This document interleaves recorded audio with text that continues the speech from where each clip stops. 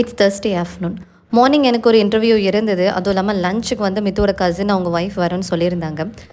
எனக்கு back to back interview வேறு இருந்தது. லஞ்சு சாப்பிட்டதுக்கப்புறமும் வேறு இன்னொரு ஒரு ரவுண்ட் எனக்கு இருந்துச்சு. ஸோ என்னால் குக் பண்ண முடியாதுன்றனால நான் முன்னாடி நாளே வந்து நான் க்ளவுட் கிச்சன் லாஸ்ட் டைம் வாங்கின இடத்துல நான் ஆர்டர் கொடுத்துட்டேன். லாஸ்ட் டைம் வந்து நாங்கள் கடல் விருந்து காம்போ வாங்கியிருந்தோம். ஸோ இந்த டைம் வந்து நம்ம கறி விருந்து வாங்கலாம். ஏன்னா ஒரே டேஸ்ட்டாக இருக்கிற மாதிரி இருக்கும். புதுசாக ட்ரை பண்ணலாமே அப்படின்னு கொடுத்துருந்தோம். இந்த டைமும் நாங்கள் வந்து 3 பர்சன்ட்கான ஃபுட் மட்டும் தான் வாங்கியிருந்தோம். 6 பர்சன்ட்க்கும் இருந்தது. பல்க் ஆர்டரும் எடுப்பேன்னு சொல்லியிருந்தாங்க. எங்கள் 4 மெம்பர்ஸ்க்கு தானே, ஸோ நிறைய வேணான்றதுக்காக 3 பர்சன்ட்கான கறி விருந்து காம்போ தான் நாங்கள் ஆர்டர் பண்ணியிருந்தோம். அவங்க வந்து ஃபஸ்ட்டு இவங்க 3 பேரை சாப்பிட சொல்லிவிட்டு நான் இன்டர்வியூ முடிச்சுட்டு அதுக்கப்புறம் தான் நான் வந்து சாப்பிட்டேன். அவங்க 3 பேர் சாப்பிட்டதுக்கு அப்புறமாவே பார்த்திங்கன்னா எனக்கும் நிறையவே இருந்துச்சு. கொஞ்சம் எடுத்து வச்சு நைட்டு கூட சாப்பிட்ருந்தேன். எனக்கு வந்து லாஸ்ட் டைம் சாப்பிட்ட கடல் விருந்தை விட கறி விருந்து காம்போ எனக்கு ரொம்ப ரொம்ப பிடிச்சிருந்தது.